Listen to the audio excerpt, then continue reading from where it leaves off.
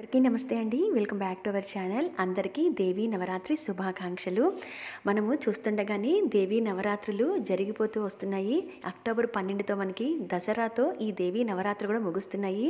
మరి కలశము, అఖండ దీపం పెట్టిన వాళ్ళు, అమ్మవారి పూజ చేసుకున్న వాళ్ళు ఉద్వాసన ఎలా చెప్పాలి, ఎలా కదిలించాలి అమ్మవారిని, ఉద్వాసన మంత్రం ఏమిటి, ఈ పూజలో వాడిన వస్తువులన్నింటినీ ఏం చేయాలి, అఖండ దీపం వెలిగించిన వాళ్ళతో ఎప్పటి వరకు అఖండ దీపం వెలగాలి, ఇటువంటివి ఎన్నో విషయాలను ఈ వీడియోలో షేర్ చేస్తున్నాను. ఎక్కడా స్కిప్ చేయకుండా చూడటానికి అయితే ట్రై చేయండి. ఏదైనా సందేహం ఉంటే కింద కామెంట్ సెక్షన్లో నన్ను అడగండి. నాకు తెలిసినంత వరకు మీకు వెంటనే నేను రిప్లై అనేది ఇస్తాను. అయితే మనము దేవీ నవరాత్రులు కొంతమంది మొదటి 3 రోజులు చేసుకొని ఉంటారు, మధ్యలో 3 రోజులు లేదా చివరి 3 రోజులు అయితే చాలా వరకు మిస్ అవ్వకుండా చేసుకుంటూ ఉంటారు. కొంతమంది వారికి ఏ రోజు కుదిరితే ఆ రోజు మొదలుపెట్టి అప్పటి వరకు చివరి వరకు కుదిరితే చేసుకుంటూ ఉంటారు. ఆ తల్లి పూజని మనం ఏ రోజు కూడా మిస్ చేసుకోకుండా ఎన్ని రోజులు చేసుకోగలిగితే అన్ని రోజులు మంచిది, లెక్క అనేది లేకుండా. అయితే కొంతమంది కలశం ఆనవాయితీ ఉంటుంది, కలశం పెట్టుంటారు. కొంతమందికి అఖండ దీపం మాత్రమే వెలిగించి ఉంటారు, లేదా ఈ రెండు పెట్టకుండా కూడా పటమలాది విగ్రహం పెట్టి పూజ చేసుకొని ఉంటారు. సరే, ఏ రూపేణా అమ్మవారిని పూజించినా మనం అమ్మవారిని అలానే ఉంచేస్తే 2 పూట్ల ధూపం, దీపం, నైవేద్యం ఆ జగన్మాతకి మరి చెయ్యాలి కదా. అందుకని దసరా దేవి నవరాత్రులు అయిపోయిన తర్వాత అమ్మవారికి ఉద్వాసన అనేది చెప్తూ ఉంటాము. అయితే నవరాత్రులు చేసుకున్న వారు కానీ ఏ రోజైతే మీరు ఉద్వాసన చెప్పదలుచుకున్నారో ఆ రోజు చేసే పద్ధతిని ఇక్కడ నేను షేర్ చేస్తున్నానండి.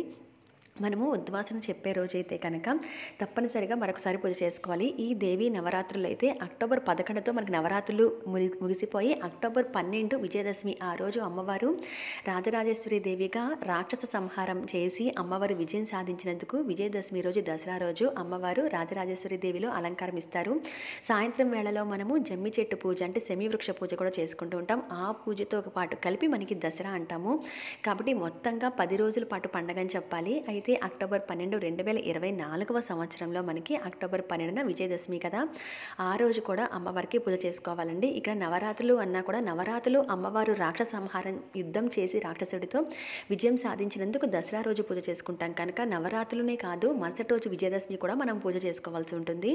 అయితే ఈ ఎప్పుడు కదిలించాలి అమ్మవారిని, ఉద్వాసన ఎప్పుడు చెప్పాలి అని అంటే అక్టోబర్ 13వ తారీఖు విజయదశమి అయిపోయిన మరుసటి రోజు మనము ఉద్వాసన అనేది అమ్మవారికి చెప్పండి. ఆ రోజు ఉదయం మీరు ఎప్పటి వరకు అయితే ఏ టైంకి ఉద్వాసన చెప్తున్నారో ఉదయం పూట అప్పటి వరకు అఖండ దీపం వెలిగితే చాలు. ఇక్కడ ఉద్వాసన ఎలా చెప్పాలో చూపిస్తున్నాను చూడండి.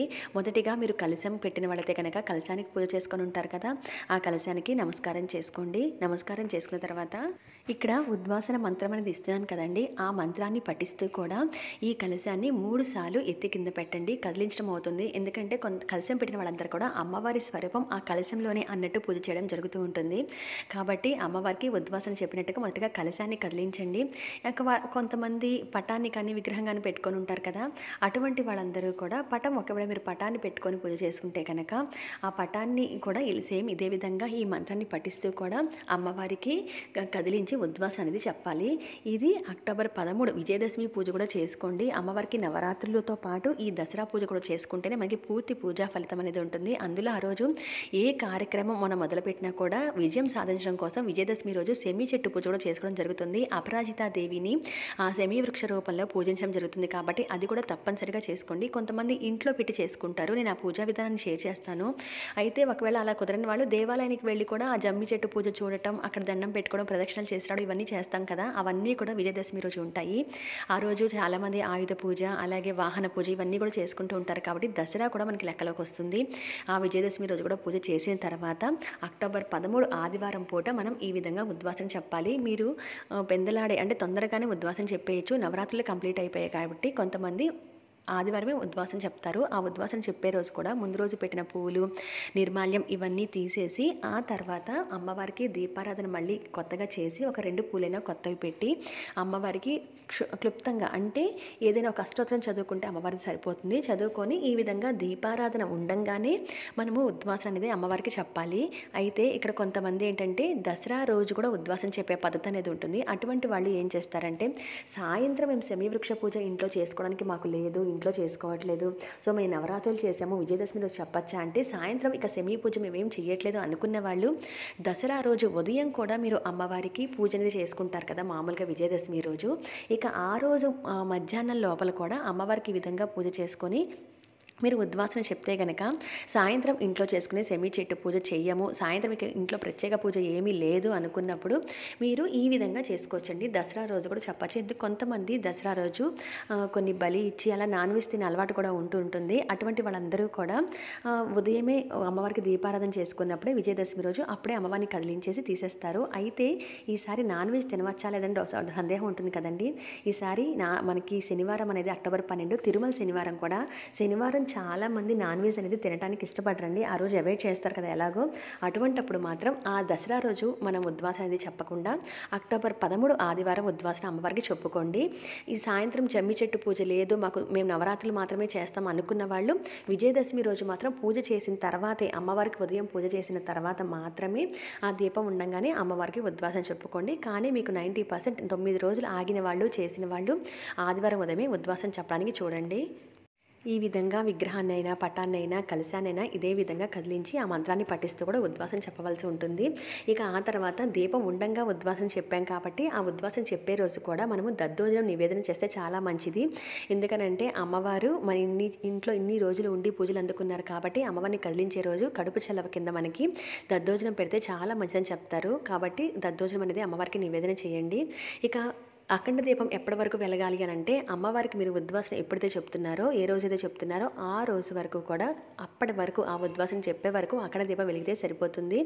దానిని బట్టి చూసుకొని ముందు రోజు నుంచి నూనె కొంచెం కొంచెంగా తగ్గించుకొని వడ్డించడం చేయండి. దానివల్ల కొంచెం కొంచెంగా నూనె ఉంటుంది. ఉద్వాసన చెప్పే వరకు అఖండ దీపం వెలిగితే చాలు. ఆ తర్వాత కొండెక్కినా పర్లేదు.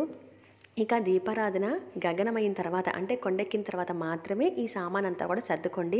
కలశాన్ని తీసివేయడం కానీ, అమ్మవారి విగ్రహాన్ని సర్దుకోవడం కానీ, పూలను తీసివేయడం కానీ ఇవన్నీ కూడా దీపారాధన గగనమయ్యాక సర్దుకోండి. దీపారాధన ఉండంగా ఉద్వాసన చెప్తాం. దీపారాధన గగనమయ్యాక అప్పుడు మీరు ఇవ సామాన్ అన్ని సర్దుకోవచ్చు. ఆ పెట్టిన పూలు ఇవన్నీ కూడా ఆల్రెడీ అమ్మవారికి పెట్టిన పూలు కాబట్టి మనము నిత్య పూజా మందిరాల్లో విగ్రహాన్ని కానీ పటాన్ని కానీ తీసుకెళ్ళి పెట్టేస్తుంటే మళ్ళీ అక్కడ అమ్మవారికి అలంకారానికి వాడేయచ్చు. లేదంటే కనుక ద్వారబంధనానికి కట్టచ్చు, గుచ్చి లేదా ఏదైనా డెకరేటివ్గా కూడా ఒక బౌల్లో పోసి ఆ ఫ్లవర్స్ అన్నింటినీ ఉండొచ్చు. ఎవరు తొక్కే ప్రదేశాల్లో మాత్రం వేయకండి. అలాగే ఈ పూలు ఈ విధంగా వాడుకోండి.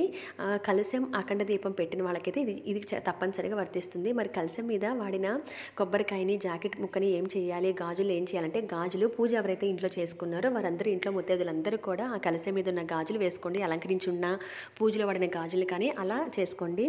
అయితే కొబ్బరికాయని మనం ఏమి పారే నీటిలో వేయనవసరం లేదండి. కలశం మీద పెట్టిన కొబ్బరికాయ నిరభ్యంతరంగా వాడుకోవచ్చు. అయితే శుక్రవారాలు కాకుండా ఈ కొబ్బరికాయని కొట్టి ఆ తర్వాత మనం ఇంట్లో స్వీట్ కింద చేసుకుంటే చాలా మంచిదని చెప్తారు.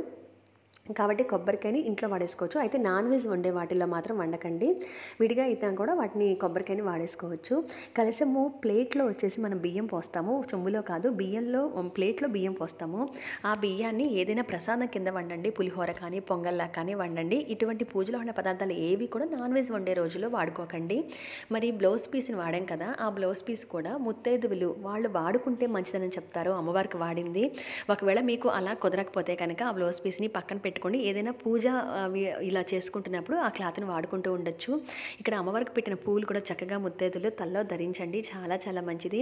ఈ పూల మాలలు అయితే విడిగా ఈ పూలన్నీ కూడా పారే నీటిలో వేయటం కానీ, ఎక్కడన్నా కొంచెం ఒక కుండి ఇంట్లో ఉంటే కనుక ఆ చెట్టు మొదట్లో వేయటం కానీ, లేదా ఇంట్లో ఒక కుండి పెట్టుకొని కొంచెం మట్టిని వేసి ఆ మట్టిని తవ్వి ఈ పూజకు వాడిన పదార్థాలన్నీ కూడా పూలన్నీ కూడా ఆ మట్టిలో పెట్టడం కానీ అలా చేయండి. ఈ విధంగా చేయాలి కానీ తొక్కే ప్రదేశాల్లో మాత్రం వేయకండి. కలశంలో పెట్టిన వాటర్ ఏవైతే ఉన్నాయో ఆ వాటర్ని ఒక చెంబు వాటర్ పోసుకున్నాం కదా కలశం పెట్టే ముందు, తమలపాకు కానీ మామిడాకులు కానీ పెట్టుంటాం కదా, ఆ మామిడాకుని తమలపాకులతో ఆ కలశం నీటిని ఇల్లంతా మీ మీద కుటుంబ సభ్యుల మీద కొంచెం ఆ నీటిని చల్లుకొని మిగతా అంతా కూడా వాటర్ని ఏదైనా పచ్చని చెట్టు మొదట్లయితే వేసేయండి. గాజులు మాత్రం చేతికి వేసుకోండి. అఖండ దీపం కింద పెట్టిన బియ్యం కూడా అదే విధంగా ఇంట్లో వాడుకోండి. నాన్ వెజ్ వండేటప్పుడు వాడకండి.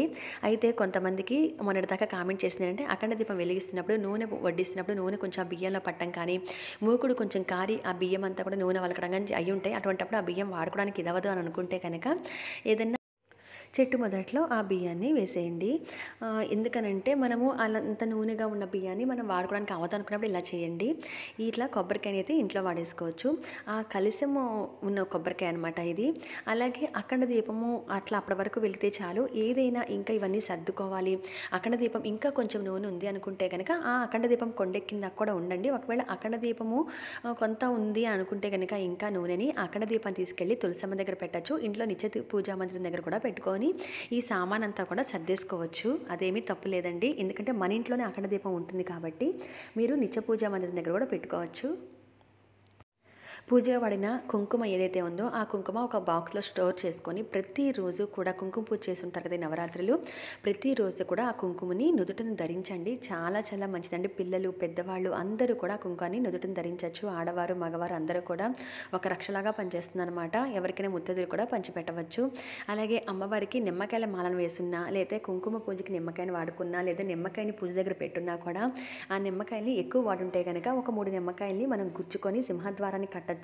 మనం ఇంట్లో కూడా బైక్స్ అవి వాడుతుంటారు కదా, ఆ బైక్స్ కూడా కడుతూ ఉంటారు. అమ్మవారి దగ్గర పూజ దగ్గర వాడిన నిమ్మకాయలు కాబట్టి. అలాగే మనం డబ్బులు పెట్టే ప్రదేశంలో కూడా ఒక నిమ్మకాయని తీసుకెళ్ళి ఉంచుకోవచ్చు. డ్రై అయిపోయిన తర్వాత ఎలాగో తీసి మనం ఎవరు తొక్కని ప్రదేశంలో వేస్తూ ఉంటాము కాబట్టి అప్పటి వరకు కూడా ఆ నిమ్మకాయల్ని ఆ విధంగా చేయండి. ఈ బియ్యాన్ని ఇంతకు చెప్పాను కదండి, హాయిగా బియ్యాన్ని అయితే వాడుకోవచ్చు. పసుపు కుంకుమ కొంచెం ఉన్నా మనం వాష్ చేసుకున్న అంతా నీటితో ఇదవుతుంది కాబట్టి ఏం పర్లేదు. తినే పదార్థాలు మన ఇంట్లో ఏవైతే ధనమో ధాన్యమో నిల్వ ఉండాలి, ఆరోగ్యంగా ఉండాలని అమ్మవారికి పూజ చేసుకున్నామో అటువంటి తినే పదార్థాలని మనం వేస్ట్ చేసుకోకూడదు కాబట్టి నిరభ్యంతరంగా ఆ బియ్యాన్ని వాడుకోవచ్చు. ఆ తర్వాత దీపం కొండెక్కిన తర్వాత ఇక పూలు కానీ అమ్మవారి పటాన్ని కానీ ఇవన్నీ తీసేసి మనం సర్దుకోవచ్చండి. అమ్మవారి పటం కూడా దాచండి. మీకు నిత్య పూజా మందిరంలో పెట్టుకునే వెసులుబాటు ఉందంటే కనుక నిత్యం కూడా అమ్మవారిని పూజలో ఉంచుకోవచ్చు. అలాగే పసుపు వినాయకుడిని పెట్టుకొని ఉంటే కనుక మీరు పసుపు అమ్మవారిని కానీ పసుపు వినాయకుడిని కానీ పెట్టుకొని ఉంటే వాటర్లోకి నిమజ్జనం చేసేయండి. పసుపు వినాయకుడిని పెట్టుకుంటే నిమజ్జనం చేసి మీరు తులసి చెట్లో కాకుండా వేరే చెట్టు మొదట్లో పోయండి. అదే పసుపు అమ్మవారిని పెట్టుకుని పూజ చేస్తుంటే కనుక ఆ పసుపు అమ్మవారిని కొంచెం వాటర్లో నిమజ్జనం చేసేసి లైట్గా ఆ పసుపుని కొంచెం ఆడవారు ముత్తైదువులు మొహానికి రాసుకోవచ్చు, సూత్రాలకు రాసుకోవచ్చు, కాళ్ళకి రాయకూడదు. మిగతా వాటర్లో అమ్మవారిని కూడా నిమజ్జనం చేసేసి ఎక్కడైనా పచ్చని చెట్లు అయితే పోసేయచ్చు. తులసమ్మలో కూడా వేసేయచ్చు అనమాట ఆ వాటర్ని. గణపతిని మాత్రం తులసంలో కాకుండా వేరే చెట్టు దగ్గర ఎక్కడైనా వాటర్లో కలిపేసి పోసేయండి నిమజ్జనం చేసేసి. ఈ విధంగా మనము ఉద్వాస అనేది చెప్పవలసి ఉంటుంది. ఇక నాన్ వెజ్ ఎప్పుడు తినవచ్చు అని అంటే, మీరు దసరా రోజు అమ్మవారి పూజ చేసుకుంటారు కదండి, ఆ రోజు శనివారం కూడా వచ్చింది కాబట్టి అదొక్క రోజు నాన్ వెజ్ తినకండి ఉంటేనే మంచిది. ఆదివారం పూట అమ్మవారిని కదిలించి తీసేసిన తర్వాత మీరు యాజ్ యూజువల్గా మీరు అన్ని పనులు చేసుకుంటారు కాబట్టి ఇక మీరు ఆదివారం పూట నాన్ వెజ్ అనేది తినవచ్చు. అయితే నేను ఇంతాక చెప్పినట్టుగా దసరా ఉదయం రోజు కొంతమంది ఉద్వాసం చెప్పేస్తూ ఉంటారు. అంటే నవరాత్రులు ఎక్కేసుకొని 10వ రోజు కూడా ఉదయం పూజ చేసుకొని ఇక ఆ రోజు కూడా అమ్మవారిని కదిలించుకునే వాళ్ళు ఉంటారు. అటువంటి వాళ్ళైనా సరే ఆ రోజు శనివారం వచ్చింది కాబట్టి అక్టోబర్ 12 మనకి సాధ్యమైనంత వరకు నాన్ వెజ్ నవరాత్రులు ఆగిన వాళ్ళు అది ఒక్క రోజు కూడా తినకుండా ఉంటేనే మంచిదండి. ఉండి మీరు ఆదివారం ఉదయం మీరు కావాలంటే నాన్ వెజ్ అనేది తినవచ్చు. ఈ విధంగా మాత్రం ఉద్వాసం చెప్పుకోవాలి. అయితే కలశం కానీ అక్కడ దీపం కానీ పెట్టి పూజ చేస్తున్న వాళ్ళైతే కనుక ఈ విధంగా ఉద్వాసన చెప్పండి. నేను ఇంకా ముందు మనకి దుర్గాష్టమి పూజను ఎలా చేసుకోవాలి, మహానవమి, విజయదశమి, జమ్మి చెట్టు పూజ ఇవన్నీ ఎలా చేసుకోవాలి నేను ముందు వీడియోస్లో అయితే షేర్ చేస్తాను. మీరు ఈ పీఠం దగ్గర పెట్టిన క్లాత్ ఇవన్నీ కూడా మళ్ళీ మనం పూజలకి వాడుకోవచ్చు. అఖండ దీపం పెట్టిన మూకుడిని ఏం చేయాలని సందేహం రావచ్చు. అఖండ దీపం పెట్టిన మూకుడు కూడా కొంతమంది పారే నీటిలో వేసేస్తుంటారు. కానీ సిటీస్లో అందరికీ అలా కుదరదు అనుకున్నప్పుడు కొంతమంది ఎక్కడైనా చెట్టు మొదట్లో కూడా పెడుతుంటారు. కానీ నా అభిప్రాయం ఏంటంటే డబ్బులు పెట్టి కొనుక్కున్నాం కాబట్టి అఖండ దీపాన్ని కావాలంటే ఆ మూకుడిని మళ్ళీ వాడుకోవచ్చు. ఇది మనం శుభకార్యం కోసం అఖండంగా మన సంకల్పం చెప్పుకొని వెలిగించిన దీపమే కాబట్టి మనం మిగతా ప్రమిదలు ఎలాగా వాడుతున్నామో వీటిని కూడా అలానే వాడుకోవచ్చండి. కావాలంటే ఈ మూకుడిని మళ్ళీ దాచుకొని మళ్ళీ మనం ఎప్పుడైనా అఖండ ప్రమిద కింద ఉపయోగించుకోవచ్చు అనమాట. సో ఇదండి ఉద్వాసన చెప్పే పద్ధతి. ఏదైనా సందేహాలు ఉంటే కింద కామెంట్ సెక్షన్ అడగండి. మరొక మంచి వీడియోలో మళ్ళీ కలుస్తాను. అంతవరకు సెలవు. నమస్కారం.